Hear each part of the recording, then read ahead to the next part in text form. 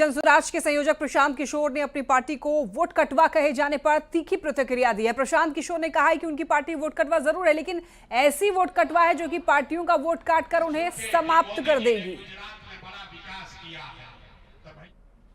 कुछ लोग हमको कहता है कि जनसुराज वोट कटवा पार्टी है, तो भैया हम सुन लीजिए, ऑन रिकॉर्ड कह रहे हैं कि जनसुराज वोट कटवा पार्टी है। ऐसा पार्टी है जो दोनों का वोट काटेगा और दोनों को काट के साफ कर देगा।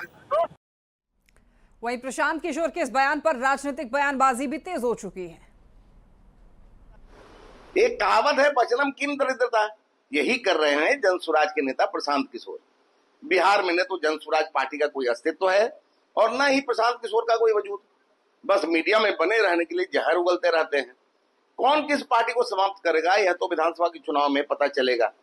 विदेशी फंडिंग के जरिए राजनीति करने वाले प्रशांत किशोर की असलियत भी सामने आ जाएगी। जनसुराज पार्टी को वोट कटवा की दर्जा दिए जाने से प्रशांत किशोर बौखलाहट में है, और बौखलाहट ऐसी है कि वो अहंकार की भाषा बोल रहे हैं। प्रशांत किशोर जी, बिहार की राजनीति में अहंकार की भाषा नहीं चलती है, और आपकी पार्टी में आपके कार्यकर्ता आपके अहंकार पर जो लगातार सवाल उठा रहे हैं, वैसे कार्यकर्ताओं के बारे में भी जरा अपना विचार प्रकट कीजिए।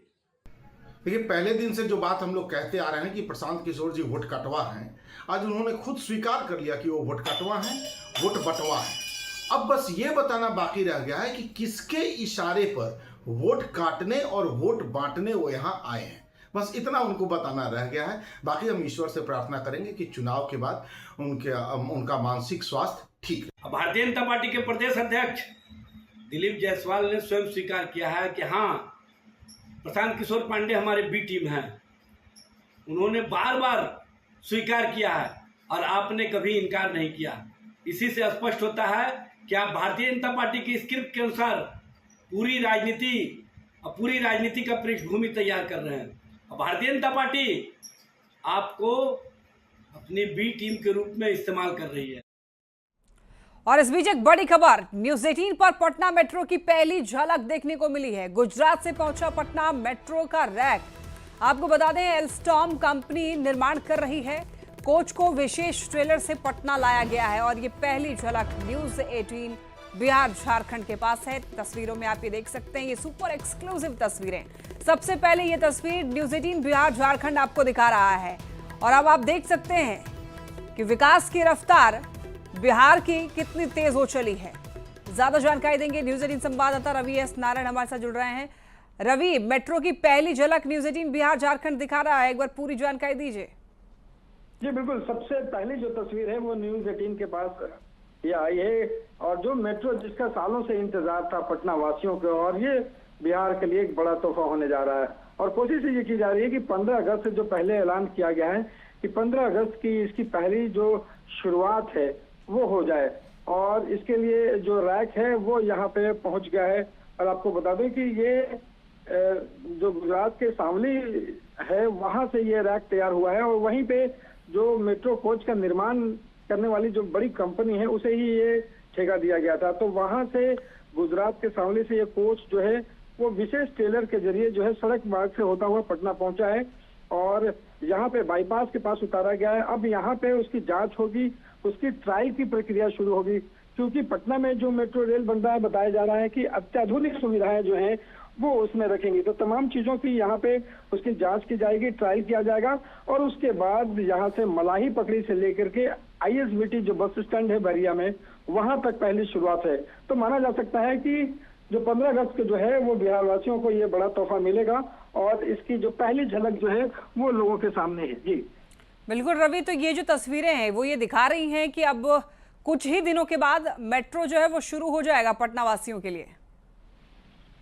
निश्चित रूप से ये माना जा सकता है कि जो कि पटना मेट्रो जो है वो काफी तेजी से काम कर रहा है, और कोशिश इस बात की है कि 15 अगस्त तक जो है, 15 अगस्त के दिन ही जब स्वतंत्रता का दिवस हो उस समय ये बिहार वासियों को ये तोहफा दिया जाए।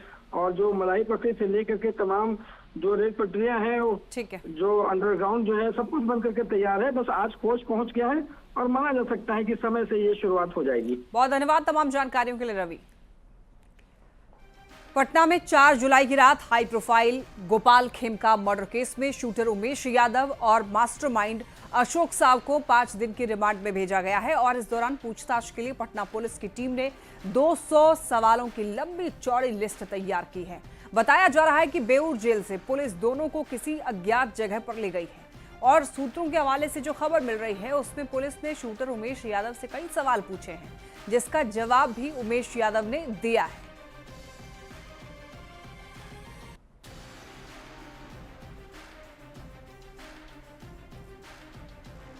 और अब आपको ये बता दें कि पुलिस ने शूटर उमेश यादव से क्या क्या सवाल पूछे।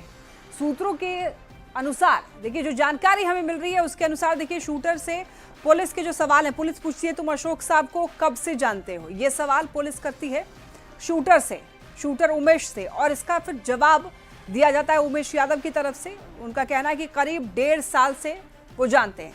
तो आप देख सकते हैं इसके बाद पुलिस पूछती है कि हाल ही में तुम दोनों की मुलाकात आखिर कब हुई, और उसके बाद जवाब में दिया जाता है, जवाब देता है उमेश यादव बिहार शरीफ में करीब 1.5 महीने पहले, और वहीं भोपाल कैंपस में हत्या की साजिश भी रची गई। ये जवाब है उमेश यादव का। फिर सवाल पूछती है पुलिस तुम हथियार कहां से लाए थे, इसका जवाब सुनिए क्या देता है उमेश यादव। उमेश यादव ये जवाब देता है कि मैंने विकास को पैसे दिए थे, वही हथियार लाया था, विकास वही जो कि राजा, जो कि एनकाउंटर में मारा गया, आपको याद होगा। फिर पुलिस सवाल पूछती है इस हत्याकांड में तुम्हारे साथ और कौन कौन शामिल था, यानी कि और कौन कौन इस हत्याकांड में शामिल थे, और उमेश यादव इसका कोई जवाब नहीं देता है, यानी कि और लोगों का नाम नहीं लेता है कि कौन कौन शामिल थे। फिर पुलिस पूछती है कि इसके पहले किस किस घटना को अंजाम दिए हो, और इसके जवाब में कहता है कि मैंने मजबूरी में पैसे की ज़रूरत की वजह से इस घटना को अंजाम दिया है। तो ये सवाल जवाब जो हैं वो हुए हैं पुलिस और आरोपी के बीच में, यानी कि शूटर के बीच में, और ऐसे तमाम सवाल 200 सवाल जो हैं वो लगभग पूछे गए हैं। और इस वक्त देखिए बड़ी खबर मिल रही है पटना से, जहां एक बार फिर से अपराधियों ने एक दुकानदार की गोली मारकर हत्या कर दी है। ये बहुत बड़ी खबर घटना रामकृष्ण नगर थाना क्षेत्र के जकरियापुर की है, और यहां पर देखिए दरभंगा के रहने वाले विक्रम झा अपने दुकान में मौजूद थे। इस दौरान देर रात अपराधियों ने उनकी गोली मारकर हत्या कर दी। घटना के बाद परिजनों में कोहराम मच गया है। घटना की सूचना पाकर पुलिस मौके पर पहुंचती है और एफएसएल की मदद से मामले की छानबीन में जुट गई है। हालांकि देखिए घटना का कारण फिलहाल पता नहीं चल पाया है। पहले कारोबारी गोपाल खेमका, फिर बालू कारोबारी रामानंद यादव और अब किराना दुकानदार विक्रम झा की हत्या से कई सारे सवाल खड़े हो रहे हैं कानून व्यवस्था पर, और ऐसे में कारोबारी समाज में हड़कंप मचा हुआ है, सनसनी मची हुई है।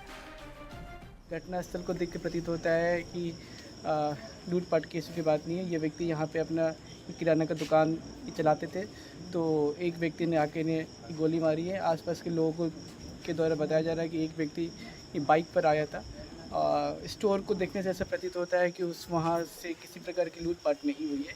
तो घटना का क्या मकसद है वो हम पता लगाने की कोशिश कर रहे हैं। लोकल थाने के द्वारा भी बताया गया है कि पास्ट में इनके द्वारा ऐसा कोई भी शिकायत या ऐसा कोई भी कंप्लेन नहीं किया गया था, तो इसका मोटिव क्या है। खगड़िया से बड़ी खबर, युवक की गोली मारकर हत्या। बीती रात राजू कुमार की हत्या हुई है। टेंट का काम करता था राजू, शादी समारोह से लौट रहा था। बिलदौर में कुंवर यहाँ पर गांव में हत्या कर दी गई है। सुबह बगीचे में शव मिला है। डीजे को लेकर मारपीट के बाद हत्या की आशंका जताई जा रही है। बीती रात राजू कुमार की हत्या, और हत्या से परिवार वालों में कोहराम मचा हुआ है। बताया जा रहा है कि टेंट का काम किया करता था राजू।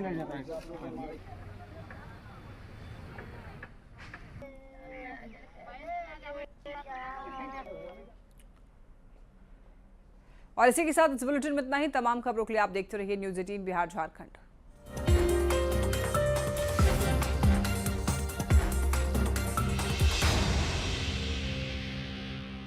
इस न्यूज हेडलाइंस के प्रायोजक